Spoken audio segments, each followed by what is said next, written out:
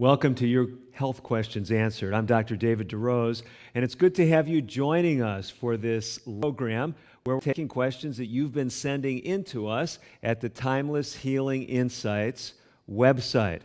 So if you're just jumping on and happen to run across the program and you're not familiar with the website, timelesshealinginsights.org.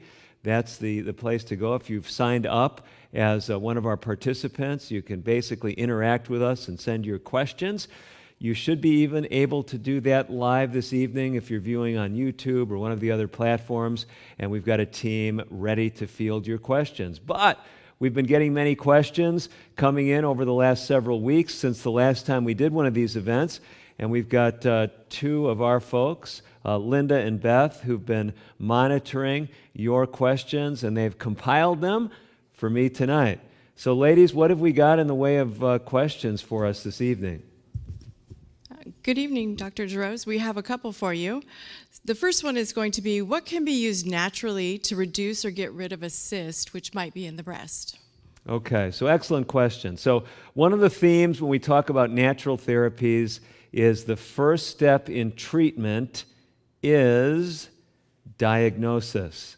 And so we're always concerned about breast cysts. We want to make sure that the breast cyst is benign. And so we don't want someone saying, hey, I feel a lump in my breast, I'm going to try to treat it naturally. No, we want you to get that fully evaluated first.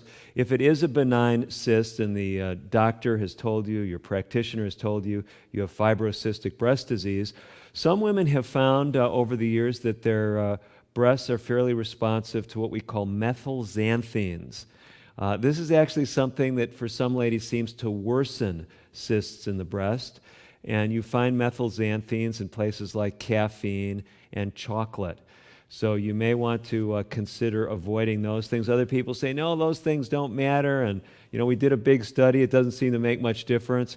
Well, what I say as a clinician, when we're talking about natural remedies, lifestyle therapies, we say, you know what? Just give it a try. And, give it a 3 to 4 week try and see if that makes a difference. So that's one of the things that I would recommend.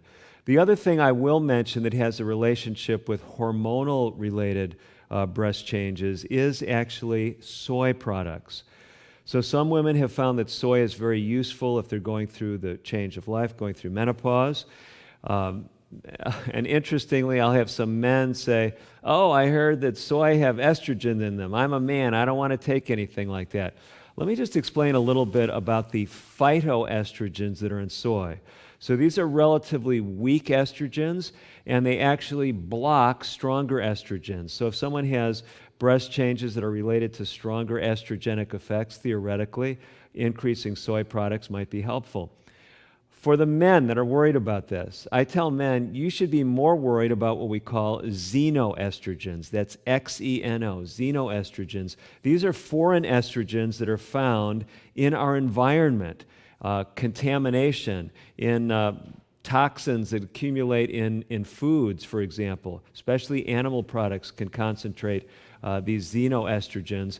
And some of the foods that we get very concerned about as far as concentrating toxins would be fish, because if there's pollution in the water, fish living in those waters, especially if they're higher up on the food chain, can concentrate those toxins. So my point is simply, if you're concerned about breast cysts, get a thorough evaluation, proper diagnosis, consider avoiding things like caffeine and chocolate, and you may want to consider adding additional soy products. All right, thank you. Now, your next question is, please address how individuals who are on the program taper off or reduce their prescription medications. And should this be done without discussing it with my doctor? Okay, so this is an excellent question. Many of you have joined us because you've come through our 30-day free online program. If you're hearing about it for the first time, if you go to timelesshealinginsights.org, we have a free 30-day lifestyle program where we help people with diabetes and high blood pressure especially to really decrease their dependence on medications. And Linda, as you asked in that question, very important to be monitoring blood sugars and blood pressure because often there is a need to decrease medications. So let's just talk a little bit about that whole concept. The biggest answer to the question is in that last phrase. And the last phrase was referring to dialoguing with your prescribing practitioner. I say that's critical. You want to have whoever prescribed that diabetes medication or that blood pressure medication, or both, at least involved in the dialogue before you start on the program. Because what we find is we often do need to decrease medications. Now, tapering is very important. We never like to just abruptly stop a medication. Some medicines are actually dangerous to abruptly stop. We talk about that in our blood pressure book, 30 Days to Natural Blood Pressure Control. And so here's what I tell people. The general principle of tapering is you can't taper too slowly if your numbers are all fine. So if we're working with someone with a mental health issue, mental health drugs are ones that we always taper off as well. We never just stop them abruptly because your body gets used to the medications you're taking, even if you don't need them, theoretically. And I could give you examples like that if we wanted to talk about it. They've actually done studies. I haven't personally, but researchers have done studies where they'll give someone a medication, for example, an acid-blocking drug for their stomach. They didn't even need it. They put them on it for several weeks, then they stop it abruptly, and now these people start having heartburn that they never had before. So your body can actually get dependent on things. So with mental health medications, where we're not measuring a number, a blood pressure, blood sugar. Sometimes I'll work with a patient, I'll say, we can taper that off as slow as we want. You're taking 3 pills a day. We can have you take 3 pills every day except Wednesday when you just take 2 of this medicine. And so you just decrease 1 pill every week. And someone says, well, that'll take forever. Well, it'll take quite a while. You can't always do that with blood pressure pills and diabetes medications. So let's say your blood pressure, here's the criteria I use. If someone's blood pressure is consistently running below 120 systolic and their numbers are coming down, that's when I start getting concerned as a provider. And we will start typically at that point, especially if they started and their blood pressure is 140, 150, 160, not uncommon, and now their blood pressures are 110, I'm saying, we got to be backing off these medications. So what we'll typically do is maybe cut one of the medications in half. That's a common thing that we'll do at first. But don't do this on your own. Some of these medications are more critical than others, and you may be on it. You may not realize maybe your doctor has you on a certain blood pressure medication also to protect your heart. For example, the beta blockers, those are drugs that end in lol, like metoprolol or atenolol or carvedilol. Those beta blockers, they may be used for your blood pressure, but they're often prescribed by doctors who don't just have a concern about blood pressure. They're also concerned maybe about rapid heart rate or other heart issues. Okay, thank you. The next question for you is, how can I address hypothyroid without taking medication, and is this safe? So hypothyroidism, or low thyroid function, is a very common problem. One review I saw, they estimate that as many as 1 in 50 women will develop hypothyroidism in their life, somewhat less for men. Some diseases do have kind of a gender bias. But the most common cause of hypothyroidism, well, since we're speaking about ladies, one interesting cause of reversible hypothyroidism is postpartum hypothyroidism. So a woman who has a child, after the pregnancy, she can be hypothyroid. This is typically a reversible cause of hypothyroidism. Some years ago, I had a patient who came in, and that was her history. She went through pregnancy, she was hypothyroid, they put her on thyroid replacement. We were able over time to taper her off her thyroid medication because her thyroid was fine.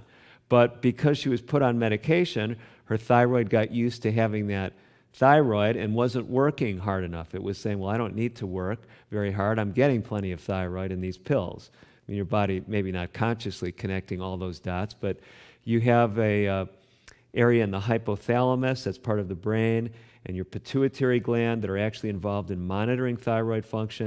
And if you're taking a thyroid supplement because you're low, because you're hypothyroid, even if that hypothyroidism was transient, if the cause went away, you still just can't stop the medicine. Say, oh, I'm sure glad I watched this program because that's when my hypothyroidism started. I've been on this for 20 years. I'm going to flush my thyroid down the toilet. No, you're going to have problems with your energy level or other things or worse. So basically, first point is, again, it comes back to this first step in treatment is diagnosis. So try to find out why. You can talk with your physician. There are viral causes that can cause temporary hypothyroidism.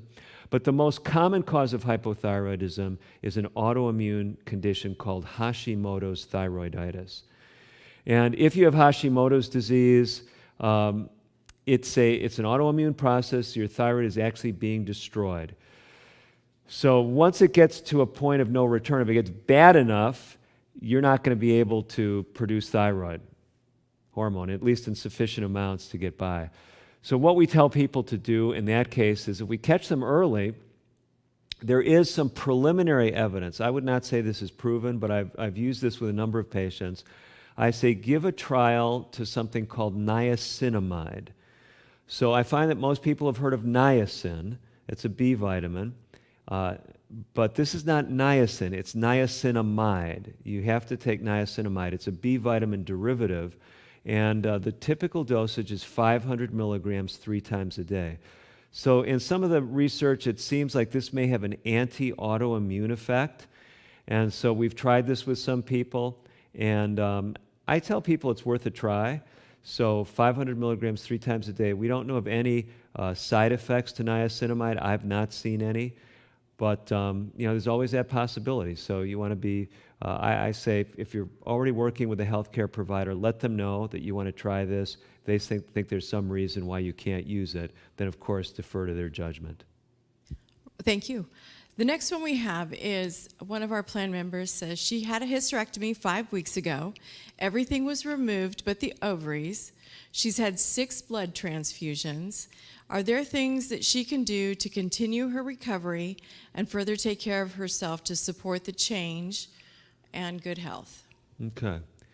Yeah, so this is a very interesting question, and we don't really have information, I'm assuming, on the age of the person? No, she did not state her age. Okay. So one of the common causes for a hysterectomy is actually, sometimes they're just called fibroid cysts, but they're basically bleeding tumors. And this is a common reason why women sometimes have to have a hysterectomy. Typically, the way those are treated, in medical school days, they said, well, you can either do a pseudo-pregnancy or a pseudo-menopause, because those things decrease the hormonal stimulation of the lining of the uterus. So, for example, if a woman were to get pregnant or was to get pregnant, depending on what stage of life she's in, then that can help this problem improve some. So can menopause. But a lot of women, this woman may be 35. She says, I've got all the children I want, and I just had 6 units of blood transfused. Isn't that the figure? Yes, that's right. Okay, or 6 transfusions, maybe more than 1 unit at a time. So you can lose a huge amount of blood with this. So first thing is the blood loss should be stopped now because she's removed the cause. And I'm not sure what her hemoglobin is, but that's one of the things we'd want to build up. So a lot of people say, well, iron-rich foods, we should be eating a lot of meat. I generally recommend against that strategy. So even though meat is a good source of iron, it is also a pro-inflammatory, full of pro-inflammatory compounds. It's full of things that are hard on your kidneys, the animal protein hard on the kidneys.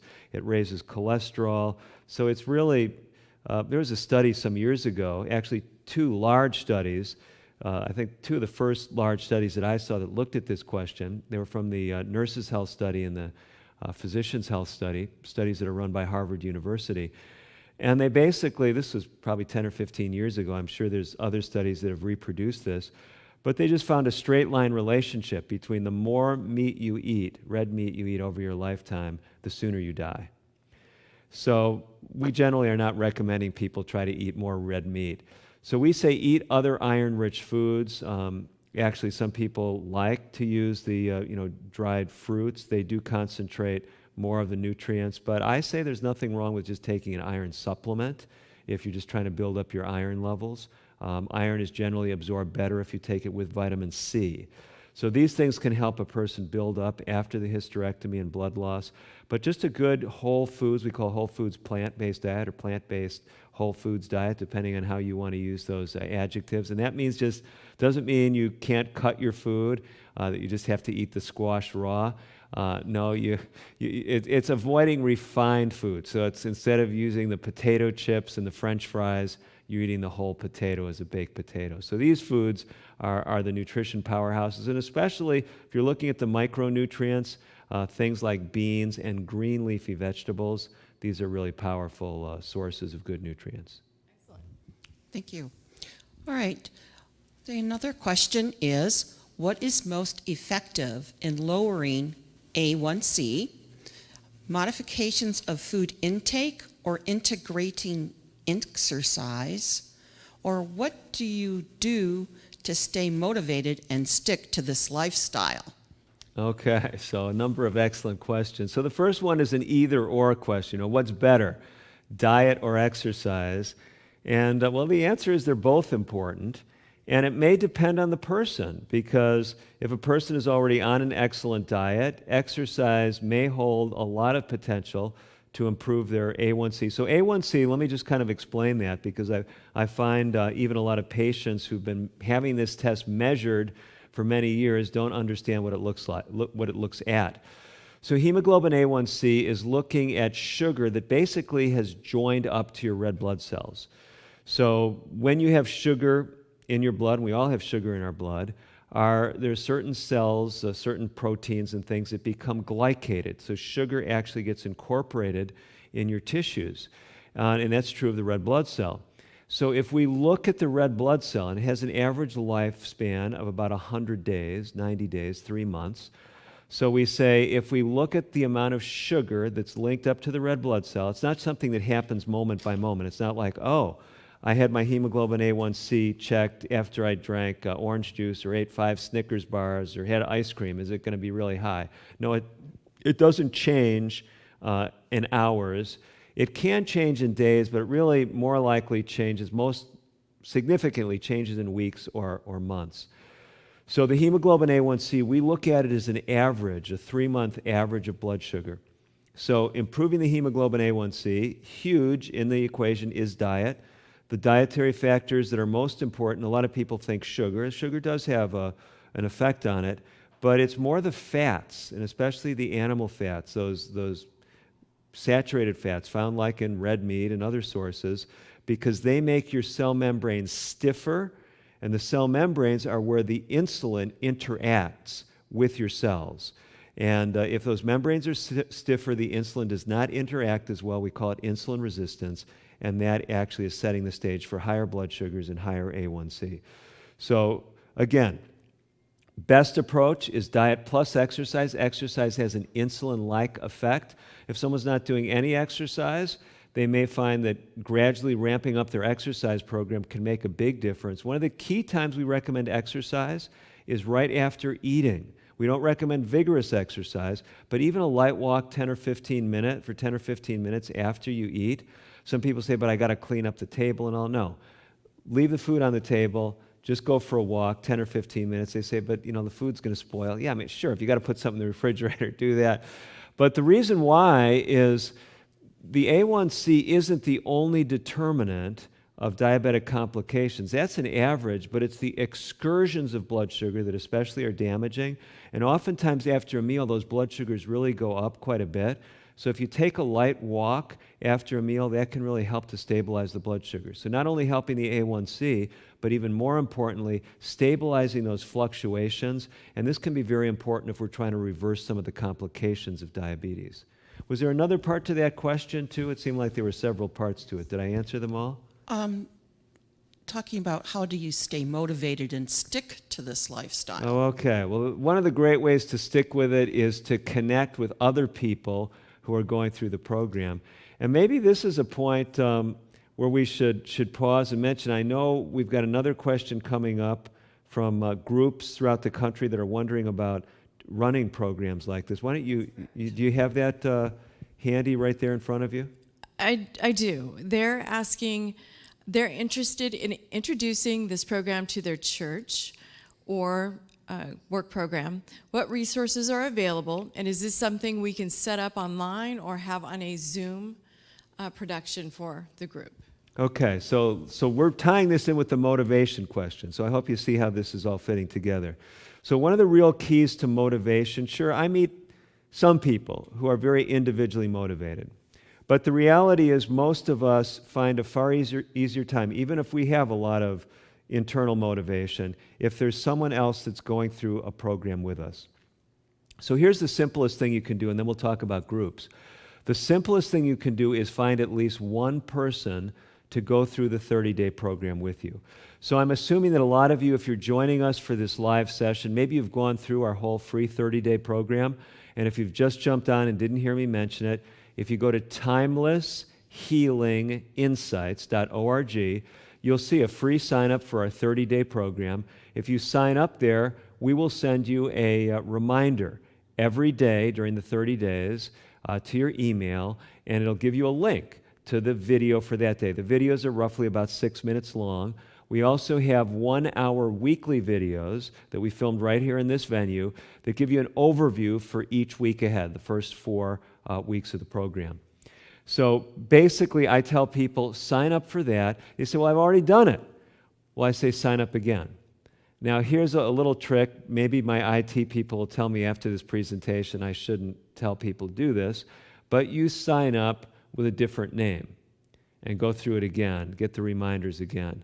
I don't know that you can sign up using the same name, but and I'm not saying you say, well, that would be deceptive. Well, use your initials, okay? So if I signed up the first time as David DeRose, I'll sign up as, D. DeRose. And so far, I actually was just checking this out this week, and it looks like it works. I'm getting the reminders again to go through the program. Now, why I'm saying this is don't just sign up again for yourself, but sign up on the same day that one of your friends is going to sign up. So you're going through it together. So call your long-lost high school friend that moved out to California or now is living in Nome, Alaska. Okay? Get on the phone and say, hey, we got to go through this program together, and let's sign up right now together. So you'll be getting the things at the same time. And I tell people, touch base at least once a week, whether it's an email, whether it's a text, whether it's a phone call, and just kind of share your progress. So this is powerful. Now, to the bigger question. We do have groups that are asking us, well, can we go through this as a group? Well, of course, any workplace, any church group, you can say, hey, let's all sign up on this specific day. You say, well, that might be difficult to coordinate, so you're all on the same day. You can do it that way, and that's absolutely free to do it that way. We're actually working with an IT group, a team of marketing professionals, and we've been talking with them about this question because several have been asking us about group programs, and we're trying to work on a way so we can have that because it's not just something like to press a button. There'll probably be some charge for that, but we can actually set it up as what they're telling me so that you could have, it's your business, you could have on your business website, a 30-day health challenge. It's starting on such and such a day, and people can just jump on there and do that. It would just look like it's coming from your business or church or other faith community. So that's in process. So feel free to reach out to us through that timelesshealinginsights.org. Some of you may have already talked with Linda or Beth. They're some of the folks fielding those questions, and we can try to get you up and running with that. Fantastic. The next one is, can I pay to have a medical consultation with Dr. DeRose? Okay. The answer is probably not. So right now I'm doing a limited telemedicine practice, and it is actually done in a location where I practiced for a number of years in Northern California. So I do deal with patients via telemedicine who are there in that local geographic area. So I actually have people on the ground there. It's in Lake County, California. So if you're there, if you're tuning in from Lake County, if you're in Clear Lake or one of the other surrounding communities, yes, you could actually go to, it's Adventist Health Clear Lake is the group that I work with, and you could say, I want to get established there. I actually don't see new patients, but I have a physician's assistant who you could see, and I work with that panel of patients. So, but most people say, well, hey, I live in, Macon, Georgia, or, and I'm not going to fly out to California. So we don't really have a service that's designed to, do phone consultations with people throughout the country, and it's pretty limited. I just have a very limited amount of time where I do this. So those of you that have been writing questions, and that's why we're doing these live question and answer sessions. So to give you some access to me, but there's just a lot more people that contact us than I can give individual attention to. So I wish there was opportunity to do that in a broader way. If that changes, we will definitely try to let you know. All right, thank you. All right. Next question is, a person is suffering with severe edemia. This friend is very concerned that her friend is constantly has some kind of fluid buildup. And she wants to know, she's taking a water pill and her doctor prescribed, and it doesn't seem to really be working. She has concern it contributes to her being dehydrated and depletes her of the other vitamins and minerals her body needs. Okay, well, these are all legitimate concerns, and let's talk about several of them. So first of all, edema is fluid buildup. And the most typical kind of fluid buildup we find is what we call dependent edema. So if you're retaining extra fluid, that fluid will tend to travel with gravity to the parts of your body that are lower. And for most of us, whether we're walking around, whether we're sitting, the lower parts in our body during the day are our legs, and especially our feet. So the typical thing we see is when someone starts to have edema, the first thing we usually see, the typical edema, is feet swelling of both feet. Now, if someone's just laying in bed the whole time, and their feet, especially if they're laying flat, they may not have much edema in their feet. If they're laying on their back, they may have more edema in their buttocks area or the small of their back. And if you push your finger onto an area with edema, instead of that finger just feeling tissue, it'll make a little pit. We call it pitting edema, and it will stay. There'll be a little pit that stays there and doesn't leave for a number of seconds. So, okay, so you say, how do we deal with it? What can we do? Well, I hope you're catching this theme, and we'll probably mention it every time we talk, and that is the first step in treatment. Can one of you ladies help me out tonight?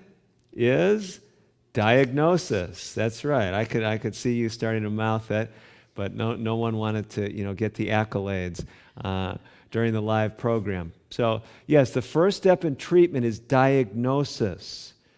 And so the question is, why do you have edema? So you could have edema from kidney problems. You could have heart failure. Now, here's an interesting thing. I've seen people with a great heart, great kidneys, and they actually have edema because they're retaining a lot of sodium.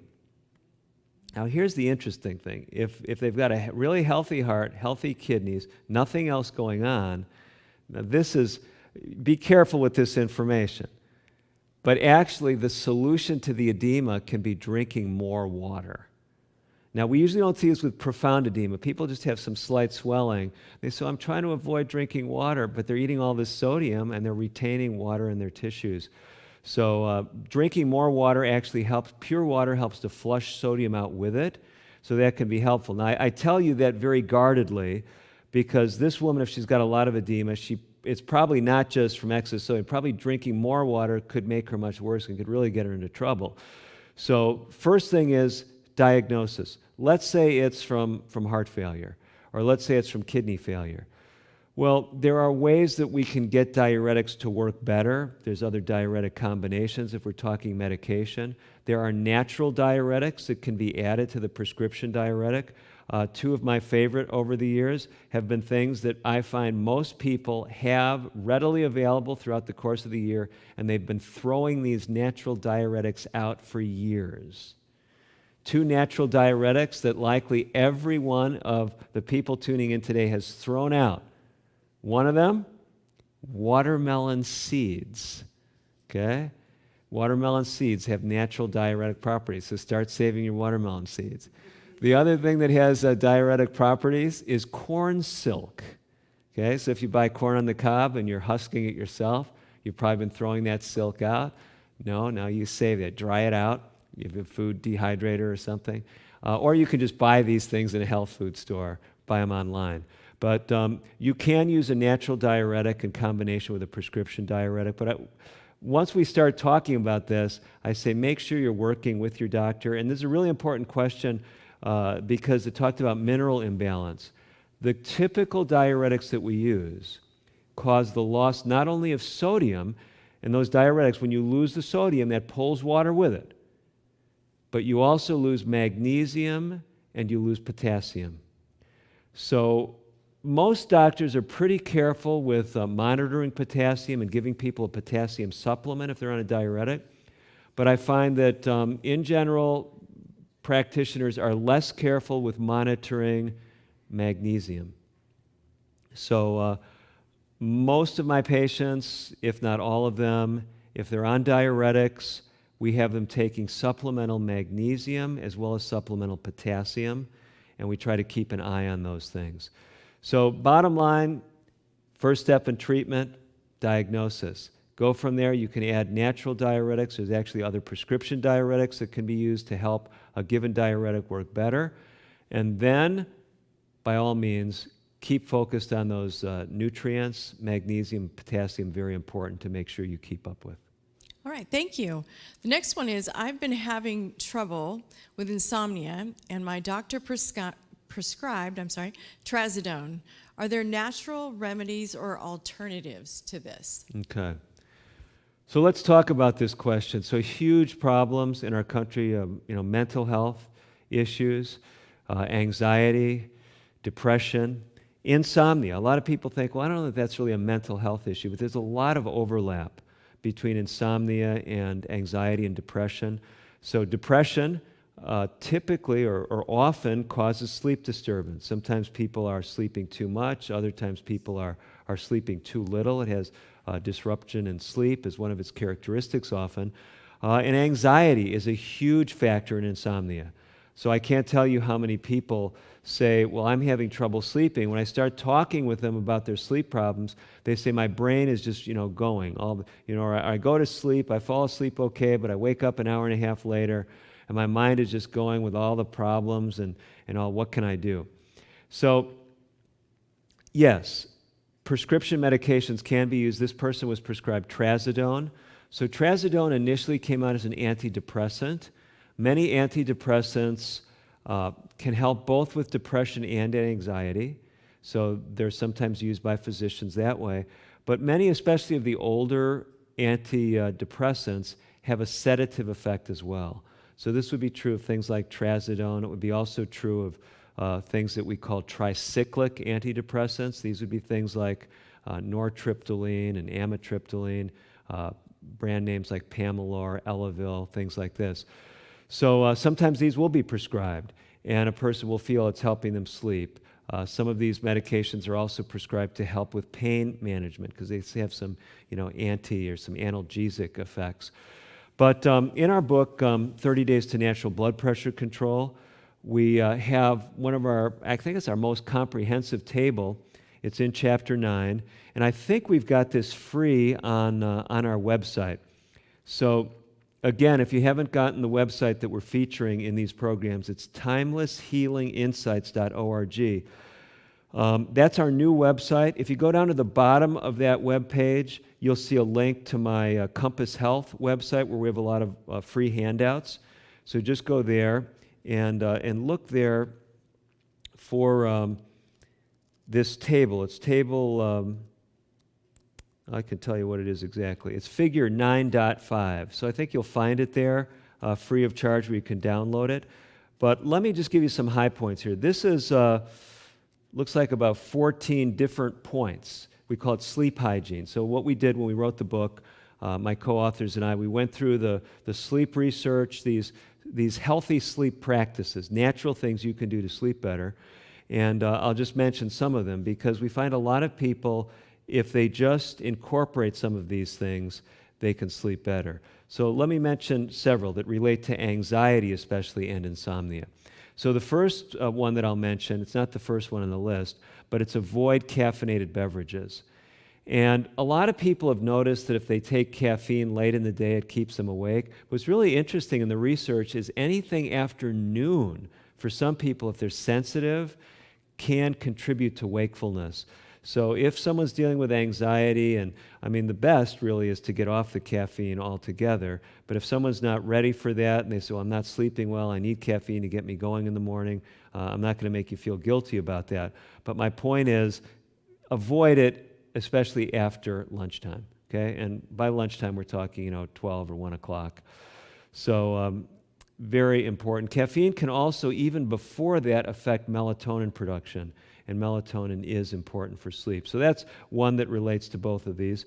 Another one that is really important is a sleep routine,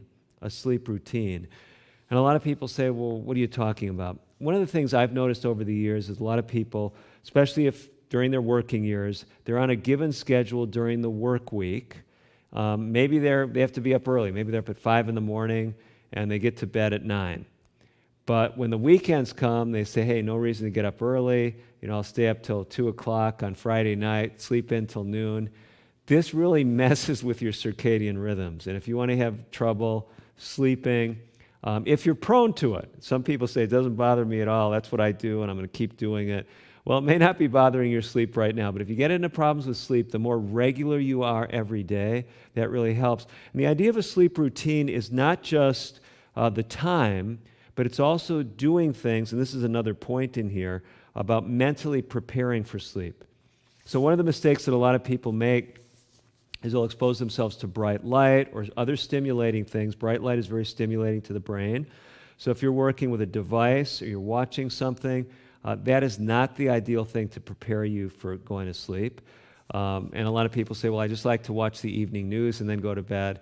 Well, maybe you're watching a different news station than I've seen over the years, but most of these things that they're reporting on the news would not help me decrease my anxiety level. Maybe that reveals something about my personality. But the point is, so you're balancing your checkbook, you're doing something else, or you're planning what you're going to do the next day. All of those things tend to be more anxiety-producing for some people. So identify what's anxiety-producing for you and identify something you can do that's going to help you wind down. What is that going to be? Maybe, if you have a hobby, maybe you're going to do some painting, or you're going to play a musical instrument, or you're going to read some inspirational spiritual material, have some prayer time or some meditation. Whatever works for you to help wind down. Some people say, well, I always take a bath or a shower. Whatever you do on a regular basis, your brain will actually get used to. And very interesting, there's a whole science, and we call the science chronobiology. So it literally means the biology of time, biology of body clocks. And there's a German term that's used for something that signals your body clock to work on a particular schedule. It's called a Zeitgeber. It's a German term spelled Zeitgeber. So you can actually put that into Google, and you'll find English language studies that mention these Zeitgebers. And you say, well, what is this? It is a time giver. It's something that gives you time cues. So if every night, let's say you have some devotional reading, and then you take a shower, your brain will start telling you it's time to go to sleep. So if you keep that routine, it's really like taking a natural sleeping pill, because your brain is actually priming you to do this, and it's actually neurochemically, it's actually preparing you to sleep. I'll mention one other thing, and like I said, there's multiple things in here. Maybe I'll mention two others, because these are both important. One is bright light exposure in the daytime.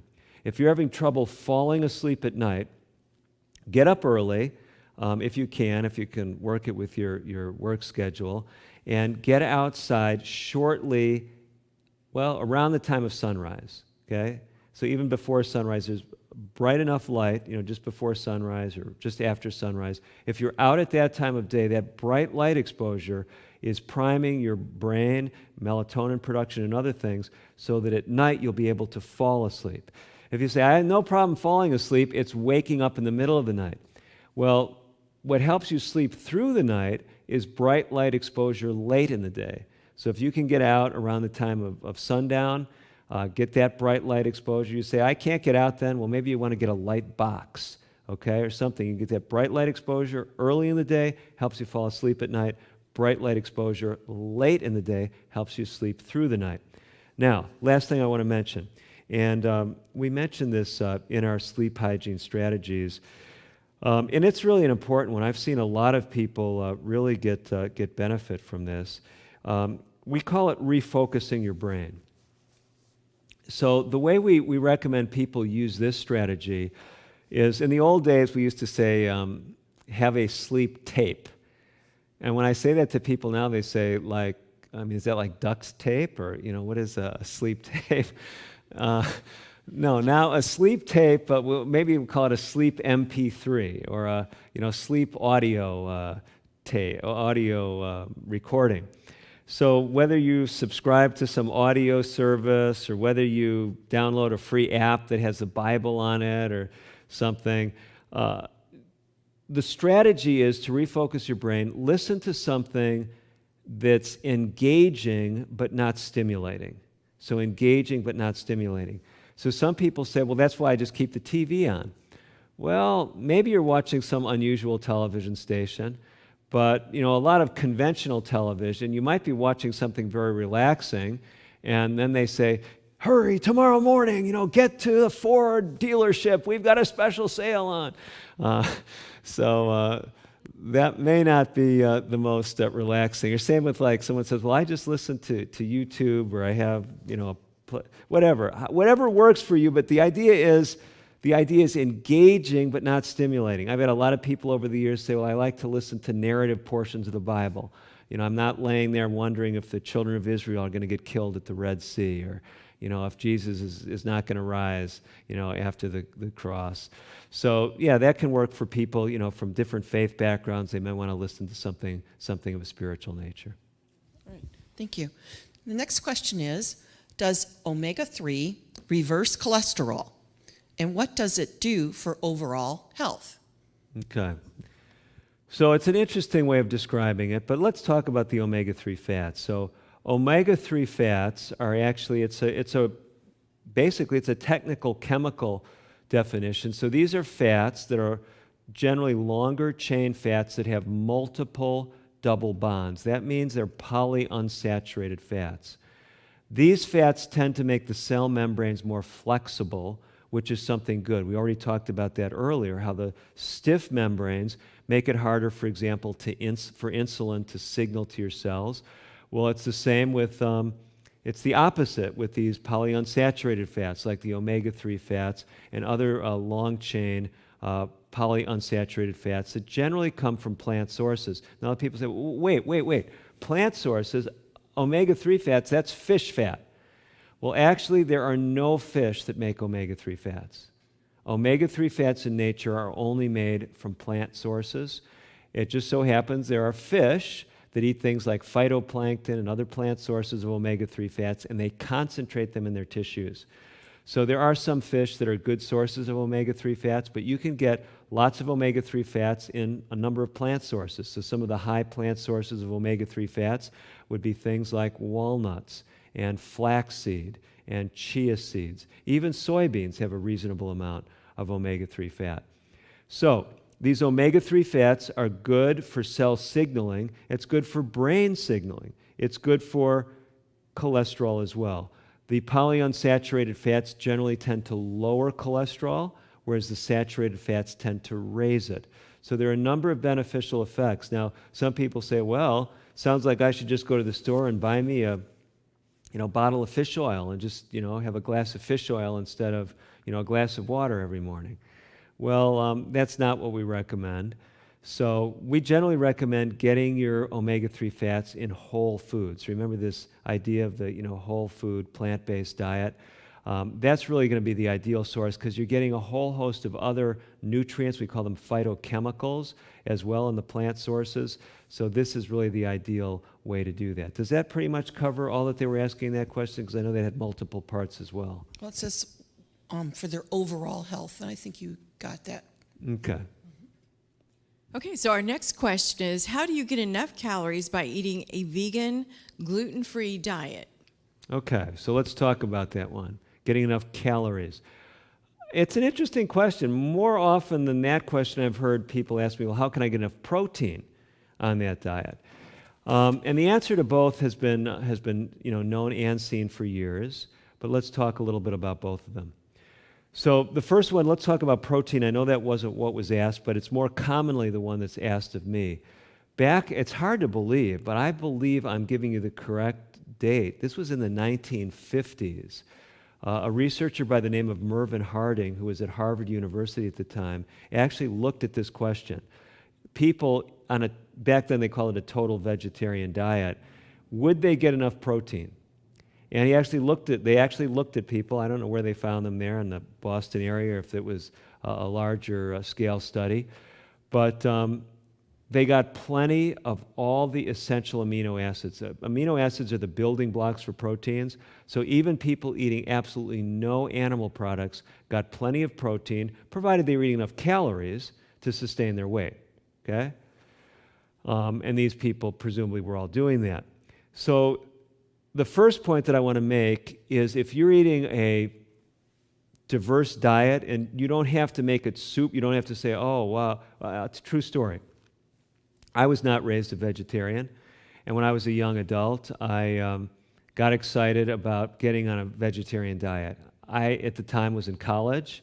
I did not have any nutrition education. I was not a physician, and I said, I'm really worried about this. I'm not going to get enough protein.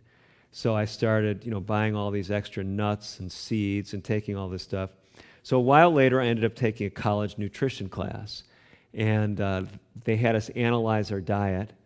And I found that I was getting like triple the amount of protein that I needed. And even back then, we were learning that high amounts of protein are not ideal as far as kidney function and other things.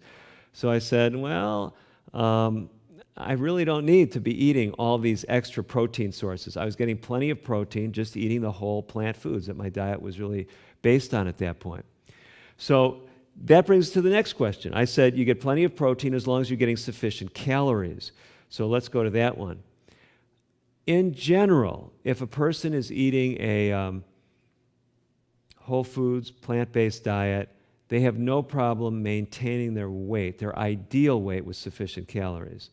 Now, if someone weighs 400 pounds and they're 5 foot tall and they get on this diet, yes, they're going to lose weight because you're not, if you're 5 foot tall and you weigh 400 pounds, I can guarantee you that if you're just eating at regular intervals, we're recommending today, most experts, I should say this, more and more experts are recommending that we don't eat between meals. You may have heard of time-restricted feeding or fasting protocols or short-term fasting, different things that are getting much more interest out there in the medical community. So if you're just eating 2 or at most 3 meals a day, and you're eating these whole plant foods, whether it's gluten-free or not, it's true, there's a lot more volume in those foods and a lot of water, so you will fill up on things that are lower in caloric density. That means you'll fill up on things that are lower in calories, and you'll tend to lose weight down to what's an ideal weight for you. Now, occasionally, I was just dealing with someone this week who had, they often call it a gastric sleeve procedure. They basically were left with just about 10% of their stomach, so they cannot load their stomach with a lot of material. They may have trouble just eating 3 meals a day, gluten-free, vegan diet, not eating any animal products and maintaining their weight. They may need to do some other things. Now, I don't recommend they add animal products, so whether you've had a bariatric surgery or not, if let's say you're 6 foot tall and you weigh 120 pounds, and you're on a very restricted diet, maybe you have a lot of food allergies, you're gluten-free, you're on a vegan diet, and you're having trouble maintaining your weight, well, then we do some other strategies. So we'll have people use more calorically dense foods when they do eat. So we'll have them use more things like olives and avocados, more nuts and seeds. So these things are more nutrient dense. So when you eat till you're satisfied, you'll be filling up on more calories. Another thing that I've had people do if they're having trouble maintaining their weight is we will have them juice. And the way I do juicing so that we still get the benefits of fasting between meals, I'll have people juice, have the juice a half an hour before their regular meal time.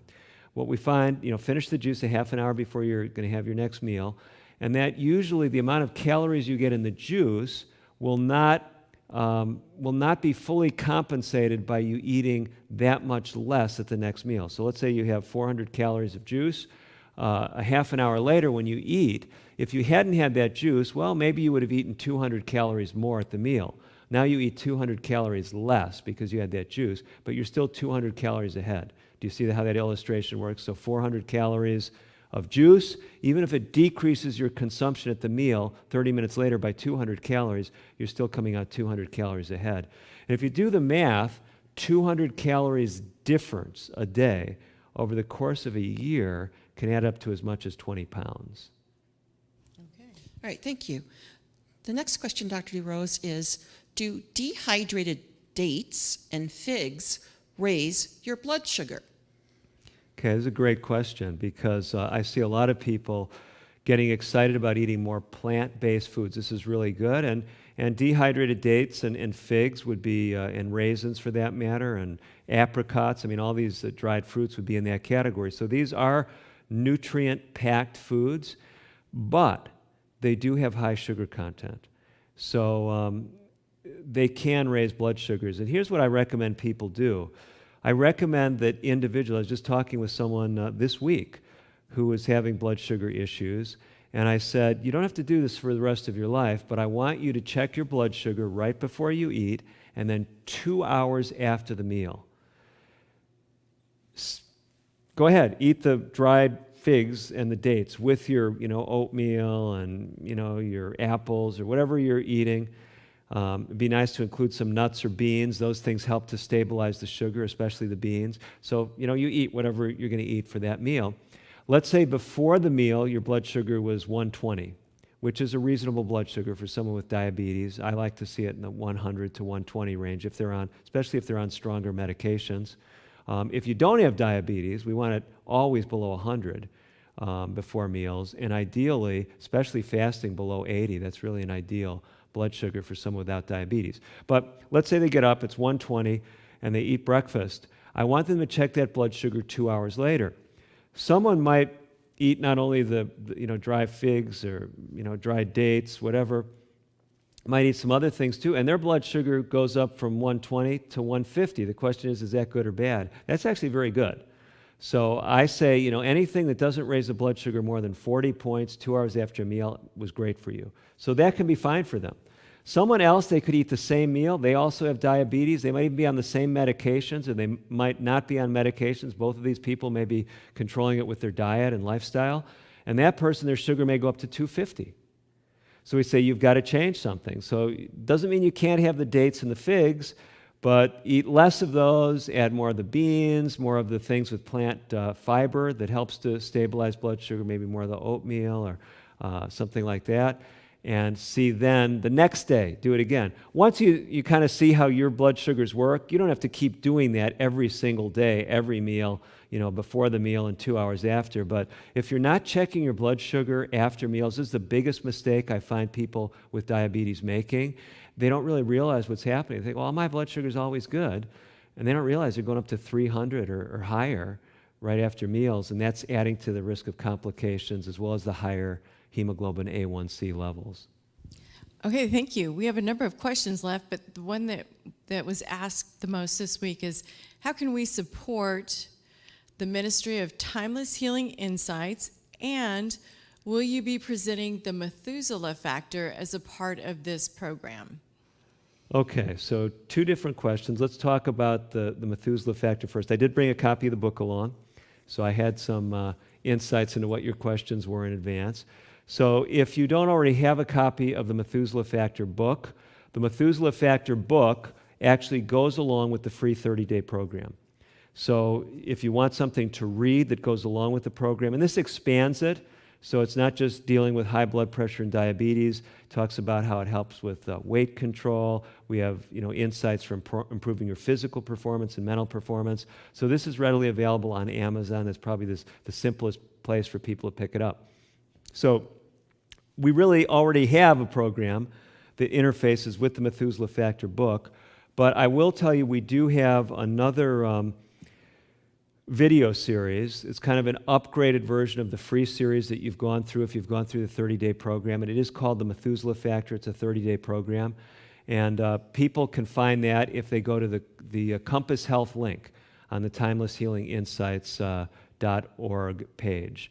So you can actually do that. This ties in with the second question. I think since you have insight into where we're going with some of our programming, I'm wondering if this is why you put those two things together, Beth. Some people have, in fact, I just talked with someone. Occasionally, we will be able to deal with someone who reaches out with an individual question. Most of the time we can't, but there was someone this week that I was able to reach out to having some special problems, and they said, well, can I pay you for having talked with you over the phone? No, if I am able to talk with you over the phone, we don't charge for like a medical consultation or anything like that. But we tell people if you want to support the Timeless Healing Insights ministry, we do have a lot of costs. I mean, it's surprising. It's surprising to me as a physician how costly it is to do all this automation and all the IT stuff that's behind it. So if you want to help support the ministry, there's a donate button on the timelesshielinginsights.org page. If it's pretty subtle. It shows up just on the left margin there. No, it's actually the right margin. And you see that little button, you can just click on that. And I think our IT people, because we've been working on this for a while to help make it easier for people who want to support the ministry, I think they're going to try to put a little button on some of the daily things that we send out too. So if you've subscribed to one of our daily programs, you can go ahead and get that. Coming back to this question about the 30-day programs, I would say, again, to reemphasize something we mentioned earlier in the program, and that is this free 30-day program, even if you've gone through it once, for many people, that's not sufficient. You say, but I already watched all the videos. Well, yeah, you could buy the upgraded videos, the Methuselah Factor videos, that's fine, but I would say just go through the program again. I may have mentioned this in a previous program, but probably about a month ago, someone reached out to us and they said, we went through the program, this 30-day program. It hasn't been automated for this long, but it's been out for several years. We've had, I think, now about 12,000 people who've gone through some or all of the program. And this person said, I went through the program several years ago, but we went through it again and got a lot more benefits. I think they had lost weight, improved some other numbers as well. So yeah, powerful things. Invite someone else to go through the program with you. That is really powerful. I know we're just about out of time. Are there any final quick questions or remarks that you ladies want to make? Well, we have one quick question, and that is, you recommend the hibiscus tea. It's very difficult to find. Is there a resource that you know of where to get it? Oh, okay. I would say if you're having trouble getting supplements, actually someone else asked something about other supplements. I don't like to recommend specific sites, but a lot of people have good luck just going through Amazon. I mean, that's a pretty good clearinghouse. Some people say, well, I hate Amazon. There's some of the another big supplement company is VitaCost, and there's also something called Vegan Essentials. Those are more for supplements. But really a simple search. Hibiscus tea, most health food stores can help you get it, and you might be surprised you might even find it in grocery stores that have a large natural food section. Okay, thank you. Yeah, we're just about done with time. Well, thank you, ladies. Appreciated your fielding all these questions, and appreciated all of you who've joined us for tonight's program. This will be archived, so you can tell your friends about it if you say, boy, I wish so-and-so had been watching. And the place to go to get our resources is timelesshealinginsights.org. If you jump on there and you're having trouble finding things, just connect with us. We've got helpful people like Linda and Beth that actually do field your questions if you have something personal you're wondering about. And we are hoping to do these live programs on a somewhat regular basis, perhaps on a monthly basis. So we're looking at May of 2022 for our next installment. So again, thank you, each of you, for joining us for tonight's program. And as I close our radio program, our weekly radio show, I'm wishing you the very best of health.